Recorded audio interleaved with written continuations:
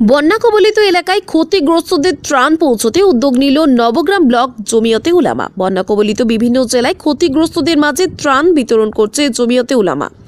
জমিয়তের কর্মীরা বিভিন্ন জেলা থেকে ত্রাণ সংগ্রহ করে রাজ্য জমিয়তের মাধ্যমে বন্যা কবলিত এলাকায় পাঠাচ্ছেন।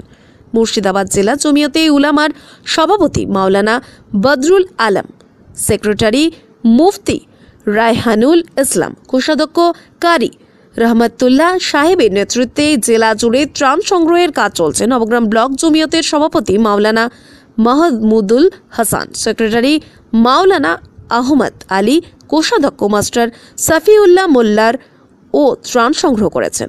আজ শনিবার নবগ্রাম ব্লকে ত্রাণ নিয়ে আলোচনা অনুষ্ঠিত হলে উপস্থিত ছিলেন মুখ্য উপদেষ্টা মাওলানা আব্দুল হাকিম সাহেব, হাফেজ আব্দুর রকিব, হাফেজ শরীফুল ইসলাম, হাফেজ নসরুদ্দিন শেখ, মাওলানা আসাদুল্লাহ প্রমুখ। মিটিং ছিল এবং সেই মিটিংয়ে আমরা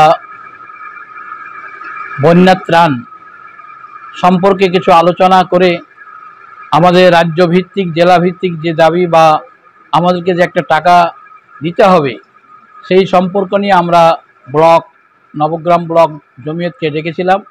আলহামদুলিল্লাহ আমাদের মধ্যে অনেকেই প্রায় 20-22 জন আমাদের সদস্য জমেছিল।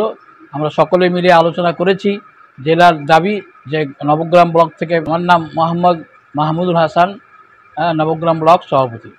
আজকে নবগ্রাম ব্লক জমিয়ত উলামা হিন্দের আমাদের একটি ত্রাণ কালেকশন বিষয়ক আলোচনা সভা বা মিটিং আমরা ডেকেছিলাম।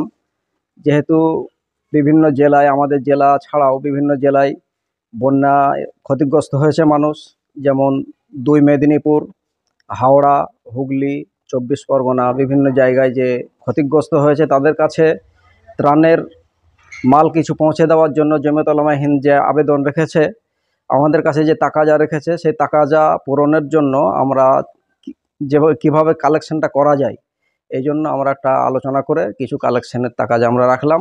ইনশাআল্লাহ আমরা জেলা জমিয়তকে দেবো, জেলা জমিয়ত রাজ্য জমিয়তকে দেবে। আমার নাম আহমদ শেখ, আমি নবগ্রাম ব্লক জমিয়ত উলামা হিন্দের সম্পাদক।